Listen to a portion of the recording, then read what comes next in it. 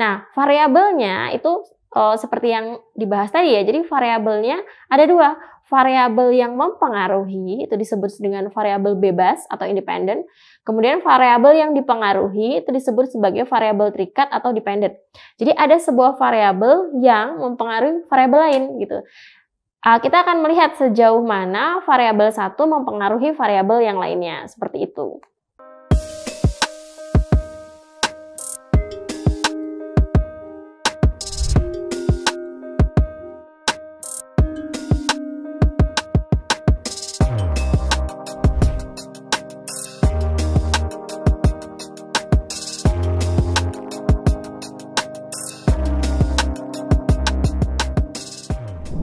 Oke, Assalamualaikum warahmatullahi wabarakatuh. Kembali lagi dengan saya Putri Sukmadewi dari Fakultas Sastra dan Ilmu Pendidikan.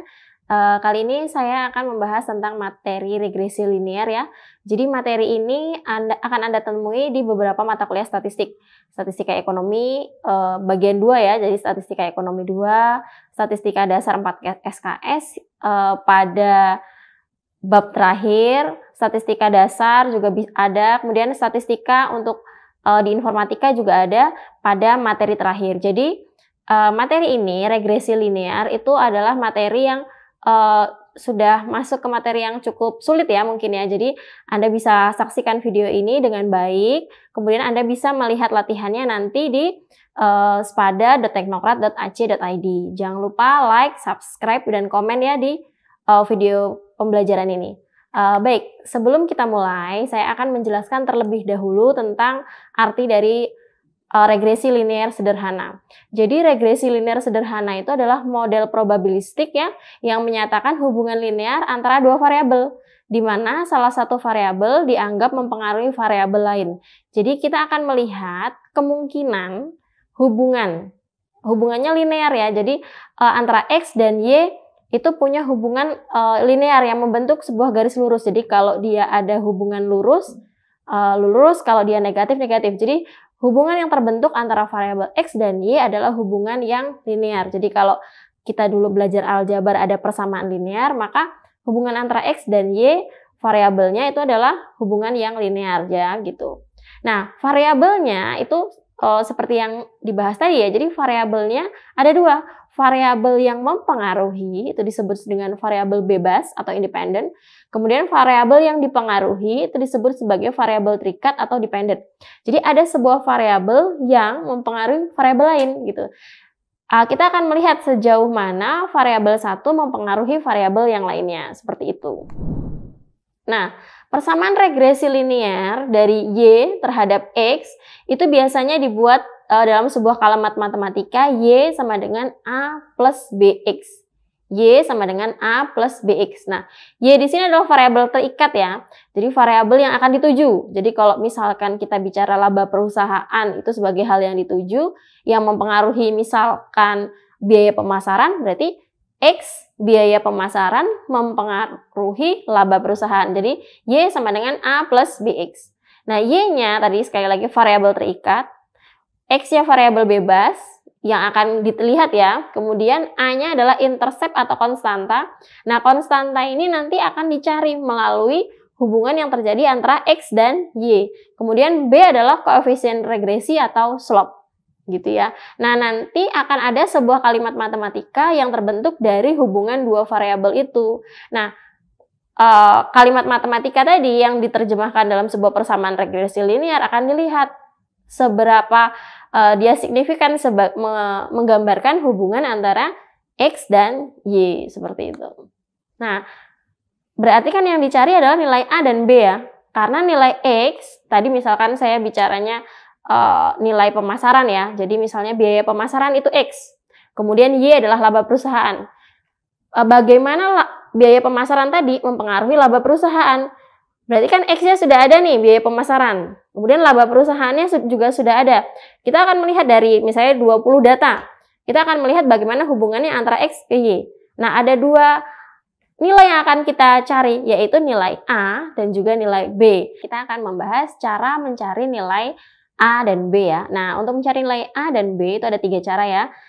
Ini cara yang pertama, jadi ada formula untuk mencari dengan cara yang pertama. Itu ada formulanya, yaitu yang A sama dengan sigma Y dikali sigma X kuadrat dikurangi sigma X dikali sigma X kali Y per N dikali sigma X kuadrat dikurangi sigma X dikuadratkan. Nah, kalau sigma Y itu adalah jumlah data Y. Jadi nanti kalau tadi contohnya misalkan laba perusahaan, jadi jumlahnya semua laba perusahaan dari 20 data dijumlahkan. Nah, kalau sigma X kuadrat, misalkan tadi X kuadratnya saya nilai pemasaran ya, berarti nilai pemasarannya dikuadratkan dulu masing-masing. Jadi di masing-masing dikuadratkan baru dijumlahkan. Itu adalah sigma X kuadrat. Nah, kalau sigma X berarti jumlah dari data X. Kalau tadi nilai pemasaran berarti jumlah nilai pemasarannya berapa. Nah, kalau sigma X kali Y, X-nya dikali dulu dengan Y. Laba perusahaannya tadi dikali dulu dengan nilai pemasaran. Baru dijumlahkan. Kalau N itu adalah banyaknya data. Nah, kalau sigma X kuadrat itu sama seperti yang tadi ya. Jadi, X-nya dikuadratkan dulu baru dijumlah. Nah, ini yang beda adalah sigma X dikuadratkan. Jadi, X-nya dijumlahkan dulu ya, baru dikuadratkan. Kalau tadi misalkan nilai pemasaran X-nya berarti nilai pemasarannya dijumlahkan dulu, baru hasilnya dikuadratkan. Itu untuk mencari nilai A ya. Kemudian kalau untuk mencari nilai B, itu adalah N dikali sigma X kali Y dikurangi sigma X dikali sigma Y, kemudian dibagi dengan N dikali sigma X kuadrat dikurangi sigma X dikuadratkan. N banyaknya data, tadi sudah dibahas ya, sigma XY, X kali Y, kemudian dijumlahkan, dikurangi sigma X, banyak dijumlahkan X-nya, sigma Y, Y-nya dijumlahkan. N banyaknya data, sigma X kuadrat, X-nya dikuadratkan, dijumlah, kemudian dikurangi sigma X dikuadratkan. X-nya dijumlah, dikuadratkan. Nah, kita akan lanjut ke cara yang kedua. Nah, kalau cara yang pertama tadi ada formula rumusnya ya. Kalau cara yang kedua ini kita dengan menggunakan matriks. Di sini kita gunakan matriks 2 kali 2. Jadi ada matriks N, ya, kemudian sigma X, kemudian sigma X kuadrat. Kemudian ada matriks lagi AB ya untuk koefisien AB-nya, kemudian sigma Y, kemudian ada sigma XY. Nah, kita tinggal inputkan saja nilai N-nya berapa, sigma X-nya berapa, kemudian sigma X kuadrat berapa, sigma Y berapa, sigma XY berapa. Kemudian nanti kita cari determinan dari A1 per A, kemudian untuk mencari B-nya adalah determinan A2 per determinan A gitu. Nah, A di sini adalah kalau A itu matriksnya adalah N sigma X, sigma X kuadrat. Jadi sama, inputnya sama. Jadi kalau misalkan determinannya itu matriksnya sama, itu adalah A. Tapi kalau kita A1 itu berarti input yang kolom pertama diganti dengan input kolom yang Y yang terakhir ya. Berarti diganti sigma Y, sigma X kali Y gitu. Jadi tinggal ngikutin aja sigma Y, sigma XY, sigma X, sigma X kuadrat. Itu untuk matriks A1. Matriks A2-nya berarti yang diubah adalah kolom kedua.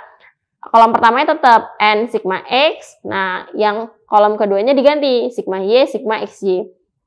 Nah, determinan A, nilai determinan A, tahu ya, jadi kali ya, dikali diagonal miring ya. Jadi N dikali sigma X kuadrat dikurangi sigma X kali sigma X, gitu ya. Kemudian kalau determinan A1 ya sama, dikali diagonalnya dikurangin ya. Sigma Y dikali sigma X kuadrat dikurangi sigma X dikali sigma X kali Y. Determinan A2 juga sama seperti itu. Jadi N dikali sigma XY dikurangi sigma Y dikali sigma X. Itu adalah cara mencari determinan. Nah, dapat determinannya balik ke A dan B. Nilai A adalah determinan A1 dibagi determinan A. Nilai B-nya determinan A2 dibagi dengan determinan A. Nah, dapat nilai A dan juga nilai B. Ini adalah pendekatan dengan menggunakan pendekatan matriks. Nah, bagaimana dengan cara yang ketiga? Nah, kalau cara yang ketiga itu adalah intinya itu cari dulu B-nya. Dengan cara apapun, terserah matriks boleh. Kalau di sini dicontohkan dengan menggunakan rumus ya, seperti yang cara 1 tadi. Jadi B-nya dapat dulu. B-nya N kali sigma XY dikurangi sigma X kali sigma Y per N dikali sigma X kuadrat dikurangi sigma X dikuadratkan. Jadi B-nya dapat, inputkan B terhadap Y. A-nya adalah Y dikurangi B dikali X. Jadi B-nya itu adalah nilai B yang didapat. Nah, nilai Y sama nilai X-nya adalah rata-rata. Jadi Y-nya cari rata-ratanya berapa, X-nya rata-ratanya berapa. Nah, di situ kita dapat nilai A. Itu untuk cara ketiga. Nah, untuk menguji ketiga cara tadi, jadi kan ada cara 1 dengan rumus, cara 2 dengan matriks kan. Cara ketiga tadi kita menggunakan udah dapat 1 ya variabelnya, kemudian kita inputkan gitu. Nah, untuk melihatnya kita coba ke contoh. Nah, ini ada contoh soal ya. Jadi ada data mengenai pengalaman kerja dan penjualan. Jadi X-nya di sini adalah pengalaman kerja dalam tahun. Kita akan melihat apakah pengalaman kerja itu mempengaruhi omset penjualan, gitu kan. Tapi kita belum menguji hubungan secara signifikan ya. Kita baru membuat sebuah persamaan regresi. Hubungan apa sih yang bisa didapat dari data yang ada ini gitu. Ya, jadi X-nya adalah 2, 3, 2, 5, 6, 1, 4, 1 gitu ya, Y-nya 5, 8 dan seterusnya. Nah, dari data X ini semua, Y ini semua, hubungan linear apa sih yang mungkin terjadi antara X ke Y gitu. Nah, untuk mencari itu kita tentukan nilai A dan B. Nah, nilai A dan B kita akan gunakan dengan ketiga cara nanti ya. Kemudian dari nilai A dan B kita akan dapat persamaan regresi. Tinggal menginputkan nilai A dan B-nya kan, Y sama dengan A plus BX. Nah, kemudian dari persamaan regresinya tadi, kita akan menentukan berapa omset, kita akan menghitung, memperkirakan ya, omsetnya ketika seorang karyawan punya pengalaman kerja misalkan 3,5 tahun dari hubungan tadi yang kita dapatkan. Kita coba ya. Oke, ini adalah tabel ya. Jadi tabel tadi dibuat untuk memudahkan kita menghitung yang sigma X kuadrat tadi ya. Jadi di sini ada X, ada Y. Data yang kita punya kan X dan Y. Kita butuh X kuadrat, Y kuadrat, dan X kali Y. Gitu kan. Jadi X kuadratnya hitung dulu semua. X-nya dikuadratkan, semua 2 dikuadratkan 4, 3 dikuadratkan 9. Dan seterusnya ya. Kemudian Y-nya juga dikuadratkan semua. Y-nya dikuadratkan 5 kuadrat, 8 kuadrat gitu ya. Kemudian X-nya kali Y, 2 kali 5, 10 dan seterusnya. Nah, kemudian yang bagian paling bawah itu adalah jumlahnya, sigmanya per data masing-masing. X jumlahnya 24, Y jumlahnya 56, sampai XY, sigma XY-nya 198. Nah, kita juga tadi kan butuh rata-rata tuh. Berarti kita cari rata-rata dari X dan juga rata-rata dari Y. Nah, semua data sudah punya, baru kita gunakan cara yang pertama untuk menentukan nilai A dan B dengan cara yang pertama. Cara yang pertama tadi kan sigma Y, berarti 56-nya masukin, kan? 56 dikali 96. 96 tadi kan sigma X kuadrat ya. Jadi sigma Y dikali dengan sigma X kuadrat. Berarti 56 dikali 96 dikurangi 24 tadi kan sigma X-nya. Dikali sigma X kali Y 198. Nah, jadi tinggal diinput aja. Kemudian kerjakan yang perkalian terlebih dahulu ya. Jadi 56 dikali 96, 24 kali 198, jangan dikurang dulu ya. Jadi kali dulu, kali selesai, kuadrat selesai, baru kita kurangkan, baru dibagi. Nah, dari proses tadi didapat A-nya adalah 3,25 dari cara 1. B-nya juga gitu sama. 8 kan tadi banyaknya data 8. 198 tadi sigma X kali Y kan gitu ya. Dari data di atas kan dapat tuh angkanya, tinggal diinput, kerjakan perkaliannya terlebih dahulu. Jadi 8 kali 198 dapat 1584. 24 kali 56 kita dapat 1344 gitu ya. Dapat semuanya, kita kurangkan, kemudian dibagi 1584 dikurangi 1344 dibagi 768 dikurangi 576. Dapat nilainya 1,28. Ketemu, kita punya A 3,25, kita punya B 1,25. Itu dari cara pertama. Nah, oke, kita next ya. Kita coba ke cara yang kedua. Nah, cara yang kedua kita akan gunakan matriks. Matriksnya adalah tadi kan 8 tadi N ya. Banyaknya data N. Kemudian sigma X-nya jadi 24. Kemudian 96, masukkan 96-nya. 96 tadi kan sigma X kuadrat ya. Jadi 8 kali 2, bukan kali ya. Matriksnya ya, 8, 24, 24, 96, AB, 56, 198. Nah, ini kita punya matriks dasarnya ya. Jadi matriks ini matriks dasar ya. Kemudian yang kita butuhkan adalah matriks A, A1 dan A2. Matriks A1 tetap 8, 24, 24, 96. Matriks A1 adalah kolom 1 diganti dengan 56 dan 198. Jadi 56, 198, 24, 96-nya tetap. Matriks A2 yang kolom kedua yang diganti, yang kedua. Jadi 8, 24, 56, 198. Kemudian cari determinannya satu-satu. Determinan A, determinan A1, determinan A2. Determinan A, diagonal miring ya, dikali, kemudian dikurangin. Kemudian dapat 192, kemudian yang kedua dapat 624, yang ketiga dapat 240. Nah, nilai A adalah determinan A1 dibagi determinan A, dapat 3,25. Kemudian yang B, determinan A2 dibagi dengan determinan A, dapat 1,25. Ternyata hasilnya sama. Ya, Miss, apa boleh harus satu-satu atau harus mata? Itu terserah. Caranya banyak, silakan pilih salah satu. Gitu ya. Jadi Anda yang bijaksana saja menurut Anda, mana yang menurut Anda paling mudah. Gitu. Nah, cara ketiga. Yang terakhir ya. Jadi di sini kita dapat cari dulu B-nya dengan cara yang pertama tadi ya. B-nya dapat 1,25. Nah, dari 1,25 tadi kita masukkan ke A rata-rata ya berarti ya. Kan Y min BX. Nah, Y-nya tapi kita masuk rata-rata. Rata-ratanya kan tadi kita dapat 7 dan 3. Berarti A sama dengan 7 dikurangi 125 kali 3. 3-nya dapat dari rata-rata X, 7-nya dapat dari rata-rata Y. B-nya adalah 1,25 dapat dari menghitung sebelumnya. Jadi B-nya dapat, masukin ke A, rumus umum A ya. A sama dengan Y min BX. A dapat Y min BX dari persamaan Y sama dengan A plus BX gitu kan. A-nya dapat 3,25. Jadi dengan 3 cara semuanya dapat gitu. Jadi mau pakai yang mana itu adalah kebijaksanaan Anda aja ya. Nah, jadi kesimpulannya untuk yang pertama kita dapat bahwa A-nya 3,25, B-nya 1,25. Jadi kita punya persamaan regresi linearnya adalah Y sama dengan 3,25 plus 1,25X. Ini adalah hubungan linear yang terjadi antara nilai A dan B. Kalau tadi bukan A dan B, antara X dan Y gitu ya. X-nya tadi adalah pengalaman, tahun lamanya ya. Y-nya adalah omsetnya. Jadi itu adalah kemungkinan, adalah hubungan yang terjadi antara variabel tadi. Nah, hubungan ini itu kan hubungan yang digambarkan dalam bentuk matematika.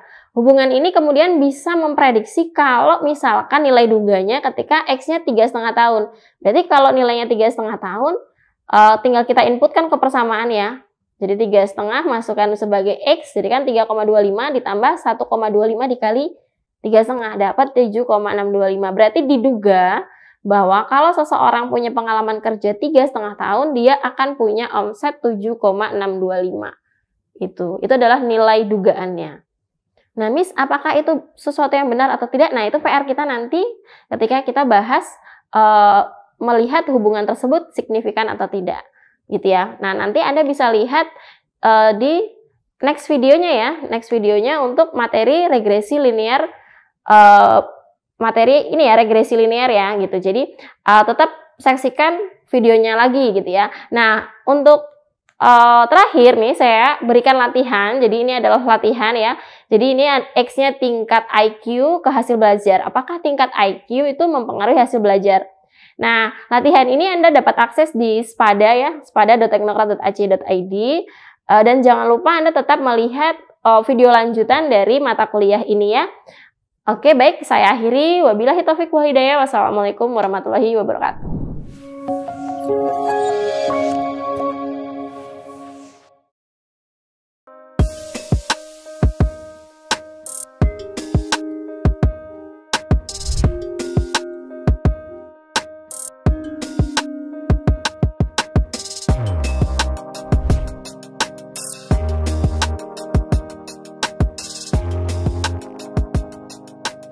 Terima kasih sudah menyaksikan video pembelajaran ini. Jangan lupa like, komen, dan subscribe, serta nyalakan tanda loncengnya agar kalian tidak ketinggalan informasi update lainnya.